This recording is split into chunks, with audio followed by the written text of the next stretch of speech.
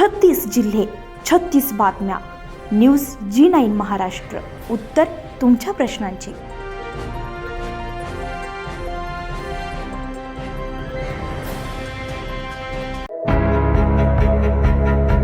भोकरदन तालुक्यातील धावडा येथे रमजान ईद मोठ्या उत्साहात साजरी करण्यात आली आहे. गावातील ईदगाह मैदान तसेच जामा मस्जिद येथे मुस्लिम बांधवांनी सकाळी विशेष नमाज अदा केली आहे. नमाजानंतर सर्वांनी एकमेकांना गळा भेट देत ईदच्या शुभेच्छा दिल्या. या प्रसंगी गावामध्ये आनंदाचं वातावरण पाहायला मिळाले. लहानांपासून मोठ्यांपर्यंत सर्वांनीच नवीन कपडे परिधान करून ईदचा आनंद साजरा केलाय. अनेकांनी एकमेकांच्या घरी भेट देत गोडधोड पदार्थांचा आस्वाद घेतलाय. रमजान महिन्यानंतर येणारा हा आनंदाचा सण असल्यानं गावामध्ये उत्साहाचं वातावरण होतं. ईद उल फित्र हा रमजान महिन्याच्या समाप्तीनंतर साजरा केला जाणारा महत्त्वाचा सण असून तो चंद्र दर्शनावर असतो.